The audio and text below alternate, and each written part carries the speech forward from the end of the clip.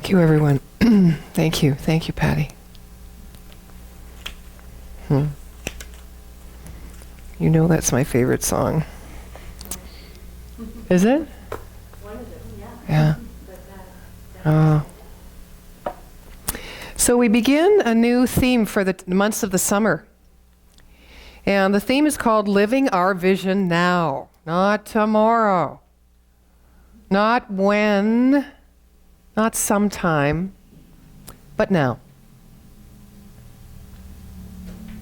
Now I'm just going to come right out and ask you, if I said to you, you can live your vision right now, what kind of chatter would go on in your mind?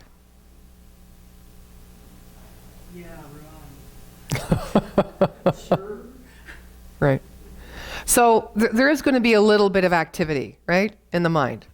And the activity, it might be twofold. It might be, absolutely I can. I know that I have within me right now what it takes. And on the other side, it might be, yeah, right. Right? Not quite ready yet. So what I wanted to do over these next 2 months is, because, we tend to be a little more, maybe a little more playful, take a little more time, be a little closer to earth, maybe nature, friends, maybe a little travel, a little cooking out in the Barbie and the camping sites. We have more time to think, a little more time to contemplate, and not have such a busy mind. So this is a great time to ingest the possibility of who we are and what we are here to be. One of the things I notice is that I have often tended to measure myself and others by the distance that I feel at any given moment from my vision or my dream. So I will decide who I am based on who I am not, in other words, right? And although it's great to have these wonderful people in our lives, and hopefully you have a lot of them in your circle of influence that open you up and pull you up and challenge you to the highest and best within you. That is, of course, what spiritual community is also meant to do. That is one of the great values of spiritual community, because we all practice seeing the truth of you and seeing the truth of me, right? So there's a higher truth there. And that higher truth we can also call God or divine, or our inherent potential, the field of possibility. That truth, there's a principle of life within us that is infinite. So we need reminding, we need supporting, and we need challenging. Get going.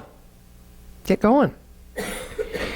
So it doesn't do us much good if we're going to keep measuring ourselves by who we are not and what we have not yet accomplished, right? Because it just keeps us in the past and future, and it doesn't allow us to activate that glory that Patty sung about. There is one great voice. And yes, it's God's voice, but it's heard within us. And it comes through us, through our voice. So there's only one voice. So I wanted to start by talking about the pros and cons of thinking in time and space. It's kind of a complex title. And last night I sat down to write this and I went, just talk about dreams. It's a lot easier. It's like, what did I say? Pros and cons of not time and space, but thinking in time and space. But first, I am going to talk about dreams. I'm going to work my way into it. I think that living our vision right now takes a lot of skill. And I think it also takes mindfulness, observance of how we are, of what we're saying, not to just yap and talk and, talk mindlessly, but to be mindful of what we're putting out into the world energetically through our words, our inner thoughts, because as you know, thought creates, whether you share those thoughts or not, it's still creating, with how we act and how we present. This is all energy after all, right?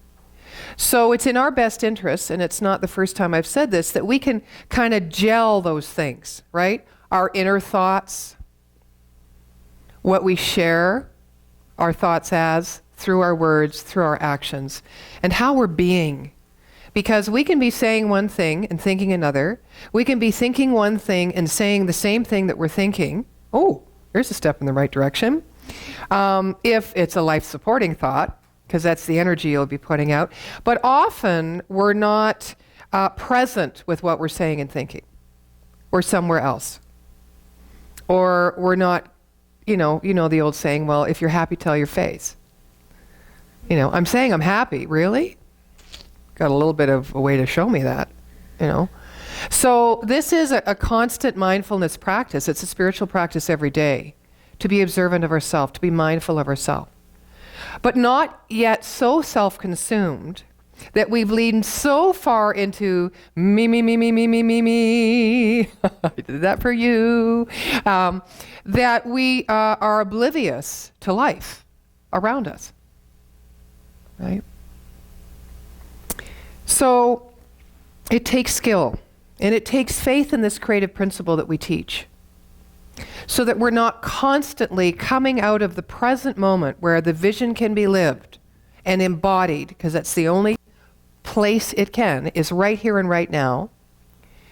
So we're not distracting ourselves by trying to figure out the time-space thing, right? When is it going to happen? How is it going to show up? What is the form? When? Right? How? Better we should ask the question, why do I want this vision? Why? Instead of what is it and what is it going to look like? We teach in Science of Mind that it needs to, everything starts and is impelled and inspired first in love and in desire. It's in a feeling. It's a feeling. And then we have to get the support of our thoughts. Well, Science of Mind teaches the thought precedes the feeling, which it really does, but we're not often aware of our thought that precedes the feeling because it's subconscious, but we are sure aware of our feeling, aren't we? So we got to go with that. Let's start with the feeling. Why am I feeling like this? What is it I want that to feel, to be, that I'm not feeling or being? Not what do I want out there as a manifestation, because it flows from inside out, okay? That's pretty 101. That's pretty elementary. And yet we do need to be reminded. So, is a dream and a vision the same thing? I want to start there. Because we have time and space, we have 2 months to talk about this. So, has anyone ever said to you, I'm sure they've said, do you follow your head or your heart? Right? Like you have to choose. And also, inherent in that is one is kind of better than the other. Of course, depending on who's asking you the question. If they follow their head or their heart, right? And then you're not sure how to answer. Because if someone asks you and they're following their head, well, do you follow your head or your heart? You want to say head. You don't want to say heart. It's not as easy to say that. It may be easy now because you've learned a thing or two. But I'm sure there's been times in your life where you haven't spoken your truth on that. It's the same thing. There's a difference between dreaming and visioning. But the first question to lead to that is, do you want to be a dreamer? Is it better to be a dreamer, or is it better to be practical? Like they're two different things. Right? Well, it's kind of a hard question to answer, because we know that we've all had dreams that have died. We know that we've all had dreams that we never realized. Not even a part of them before they died.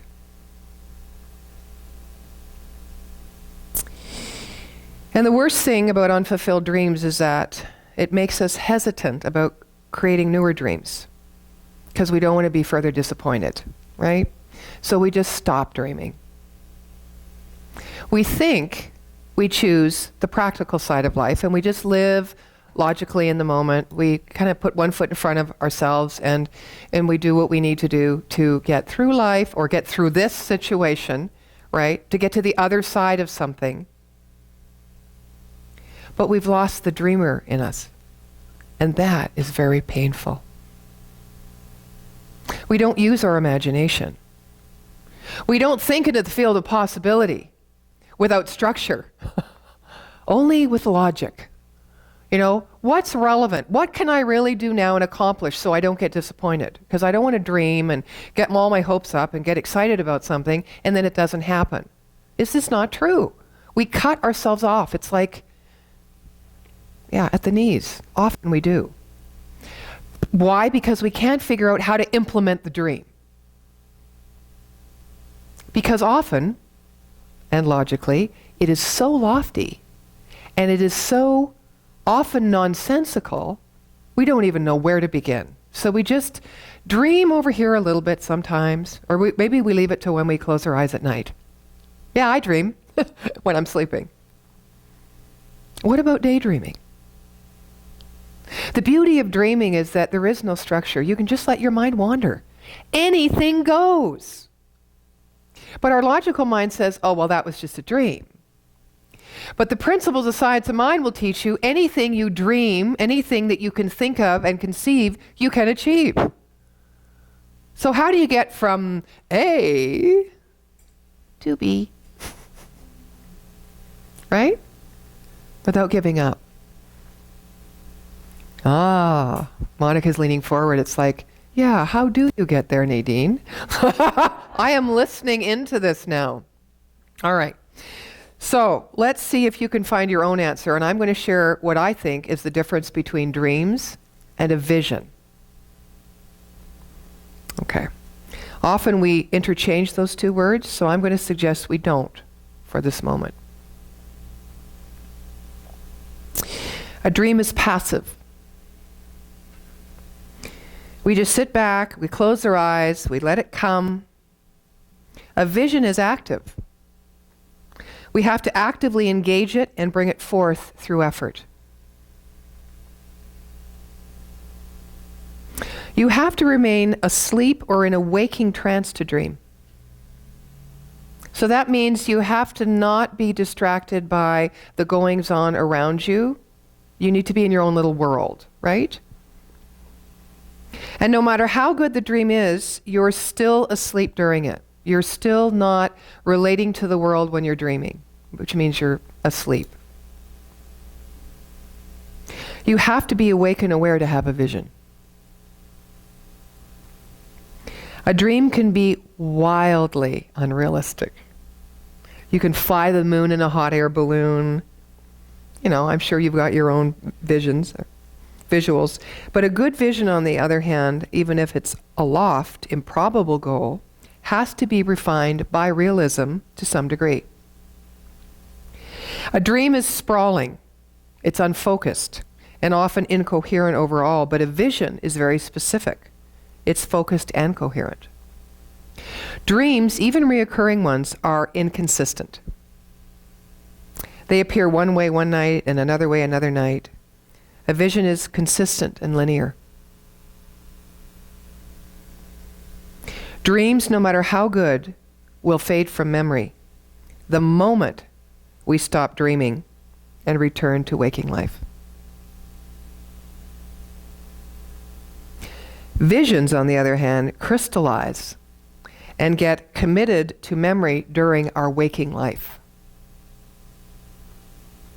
Dreams encourage lack of direction and self-indulgence. Visions encourage clear goals and self-discipline. Dreamers are said to take, foolish gambles, where visionaries take calculated risks. A dream represents a wish, and a vision represents a desire. Dreams are what your mind produces when allowed to wander about aimlessly. Visions are what your mind produces when forced to move purposefully in one direction. That make sense? Sort of. Can you move a dream into a vision? Yes, you can.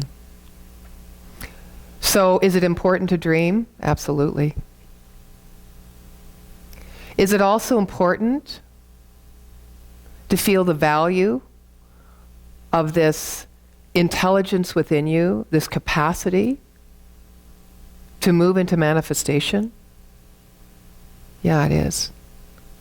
So therefore, it's also important to be practical in some degree, right? So let's get into the time-space thing for a moment. I was attracted to a book by Tim Ferriss. It's called The 4-Hour Work Week. You want to know why? I'm always trying to figure out how to give my full self to any one thing in a way that it's going to give me exponentially a fabulous return in all ways, including financially. I think 4 hours a week to be like laser sharp and focused would be good. It leaves a lot of playtime and dreaming time and working on the vision. Anyway, the man's name is Tim Ferriss. He talks about that, well, it's still a little bit about dreaming, about he doesn't want to waste time romanticizing, he says, the dream and indulging in how awesome that dream or fantasy was. He would rather immediately set out to create an action plan with clear-cut achievables and steps to make it happen. So here's where the dream moves into the vision. He did this, and what he proved was, by doing this, he became a Guinness record holder for tango, a national Chinese kickboxing champion, and a successful entrepreneur, and an accomplished angel investor. Now, I'm not too sure what that fourth one is, but he did all of this. Do you know, Diane? Okay. What is it? Well, just, someone comes to, somebody has an idea of business. Oh, okay. Invest in it. I see. Like a benefactor, is that, or an investor for return as well? An angel investor. But they can also rescue a company, but they also, bring in the money. Nice. Nice. And he shared in the book that he said it's very lonely at the top. 99% of people in the world are convinced they are incapable of achieving great things. So they aim for mediocrity. That's right. The level of competition is thus fiercest for realistic goals, paradoxically making them the most time and energy consuming. Isn't that interesting? So if I'm going to have a 4-hour work week, I need to be working on great things. You might have heard the saying, I'm doing great work and I'm not coming down. Right? But we often do most of our work and expend most of our energy and time that takes away from our dreaming and setting a plan of action for a vision we feel called toward by being distracted by working on this level, and Holmes calls it the level of condition, the physical world, which is where the realism comes in, right? Our physical reality. So Tim says, better than ask, what do you want? What are you excited about? What excites you? Not what do I want? Now that's very interesting, because often what puts us ahead or moves us ahead in our life, realistically speaking, even toward a vision, is kind of based on what I want, not what excites me. Do you know what excites you? Or do you know more what you want? How many know what excites them? Put your hand up. 1, 2, 3, 4, sort of, 5, 4.5. And how many know what they want? Well, geez, it's a tie. All right. Ask how many of us know neither. Oh yeah, who knows neither? Thanks, Helen. Yeah. So, what excites me? Rather than what are my goals, what do I want, what excites me? And that will help lead you to the vision. Live your vision now. So, to live our vision now requires an understanding of, I think, the space-time continuum, in as much as that how we sharply identify the differences between space and space-time continuum, which is past, present, and future, are illusions. We can't live our vision now if we think that truly past is a time gone by and future is a time yet to come. And, you know, we often say in this teaching that the present moment is the only time you can create.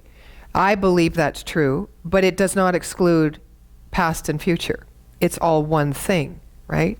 And so I think if you're going to start to open to embody this idea that, yes, I can live my vision right now, you need to have somewhat of a stronger belief in that what is going on outside in the world in time and space, which is the effects, right, of your beliefs, right? It's reflected back to you in time and space. Your perceptions are what you affirm out there. That you need to understand that out there is in here. And that right now is the only time and space in which you get to impact the creative principle, the universal subjective law that will take the impress of this within you, this vision, and work upon it. It is now. But our mind, of course, will move left or right. Left or right. Back or forward. It's not very happy just staying where it is and knowing the truth, right? That's why we're on the spiritual path, is to understand the principles a little more so that we can work with them right where we are. We don't have to wait for anything. So of course we have to talk about Einstein, not just because Helen's here, but because, Einstein's discoveries were many. And, I think the genius of Einstein was that he looked at the experiments and assumed that the findings were true. But most scientists did the opposite. They'd look at the experiment, and if they would actually believe the theory. And if the experiments didn't back up the theory, they would say the experiments are wrong and the theory is right. But for me, when I understand this, or how I understand this is, so if we try something, right, and it doesn't work, in science of mind, we say, we'll go back to the cause, which was your theory in the first place. So your theory is flawed, which is basically what Einstein's saying. The experiments are right. You know how we often say it's all in divine order? Even though what's going on outside in our world isn't what we really wanted to create, but we still say it's all in divine order. It's because the theory, which is the creative principle, and the principle that is the process that moves matter or mass into energy, or energy into mass, sorry, or matter into form, is right. It's on target. And it always does the same thing. And it produces all the time. So that theory is correct.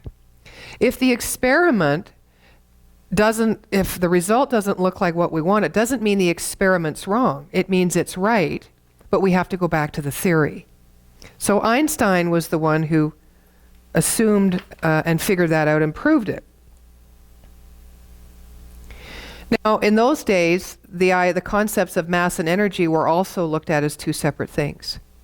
But in religious science, we talk about matter and form as one thing. Thought is form. It doesn't start as a thought and end as a form. It does in our experience of time and space, but really they're one thing. Then inherent in the thought seed is the form of the manifestation. They're one thing. They're built together. They go together. They can't live separately without each other. They're one thing. Okay? That's spiritually speaking. Scientifically, they had to prove that, right? So Einstein proved that the principles of conservation of mass and the conservation of energy are a part of the same larger unified principle, which is what I just explained, spiritually speaking. Matter can be turned into energy, and energy can be turned into matter because a fundamental connection exists between the two types of substance. Who said thank you?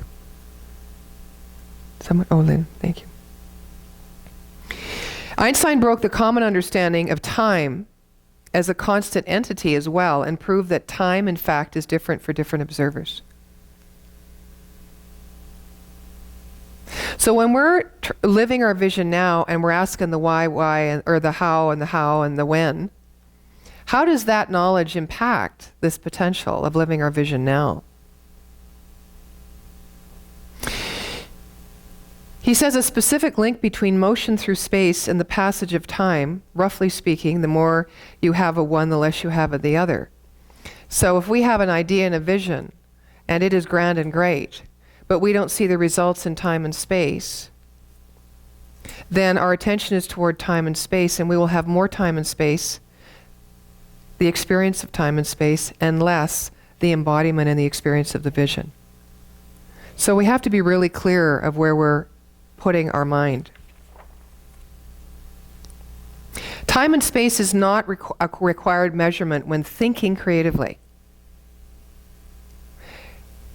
It's not a requirement because we're not looking at form, we're looking at the vision. We're looking at the energy of the vision.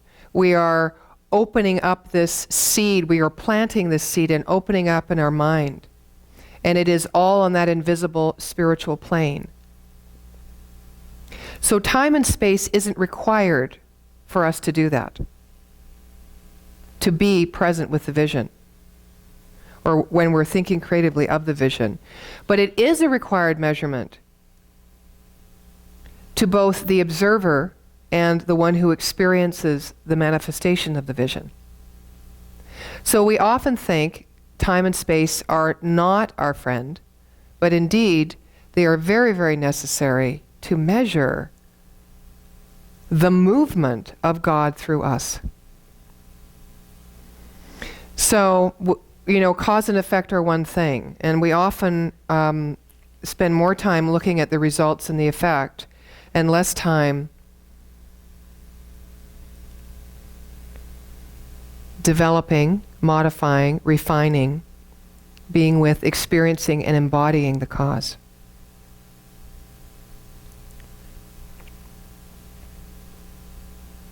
So in order to live our vision now, it does take skill.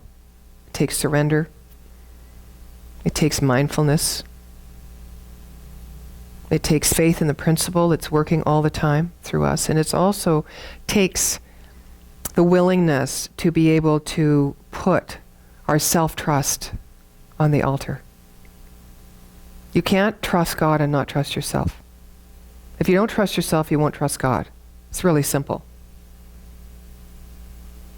I think it's simple. Yeah. So I'm going to close with a story. Buddha one day was walking from one town to another with a few of his followers. Now, this was in his initial days while they were traveling, and they happened to pass a lake. So they stopped there, and Buddha told one of his disciples, "I'm really thirsty. Would you mind going down to the lake and getting me some water?" So, absolutely, the disciple walked up to the lake, but when he reached it, he noticed that right at that moment, a bullock cart started crossing through the lake, and as a result, the water became very muddy and dense. And he couldn't bring the muddy water back to the Buddha to drink. So he came back, he told the Buddha what had happened. So they kept walking, and after about half an hour, again, the Buddha stopped and he said, "Please, would you go down to the lake and get me some water to drink?" So he went down, and after half an hour again, he came back, and the lake was still very muddy. He felt very bad, but he didn't know what else to do, so they just kept walking. About an hour passed, and the Buddha said to his disciple, "I must have water." So he went down to the lake, and this time he found the lake absolutely clean and clear with pure water in it. The mud had settled down and the water above it looked fit to be had. So he collected the water in a pot and brought it back to the Buddha. Buddha looked at the water. He didn't drink right away. He looked at the water and he said, "See what you did to make the water clean? You let it be. And the mud settled on its own. And you got clear water." Your mind is also like that. When it's disturbed, just let it be. Give it a little time. It'll settle down on its own. You won't have to put any effort into calming it down. It will happen. It is effortless. So let's start today, as we're exploring over the summer living our vision, with this idea of having willingness to place ourselves on the altar of trust. I'm also going to invite you to pitch out that which both supports and doesn't support you in your purview of your life, of your vision. I'm asking you to pitch it out in love and non-attachment. Let me give you a concrete example. I live in a fabulous home. It is my sanctuary. I love it. I'm attached to it. I'm selling it. I have a lot of sadness and pain about that, but I know it's the right thing to do for my highest and best. So I'm pitching what supports me, because it supports me. Everything about that property, the people in it, everything, financially, everything, it supports me right now.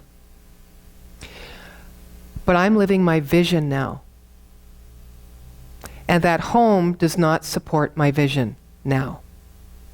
So I must pitch it in love and in non-attachment, not in fear, not in doubt, and not in chaos. Until we get the bigger vision, and the discrete energy behind the vision is clearly a measure of our own conscious expansion, not the muddy waters of our subconscious, we will not shed our present skin or the container in which we live.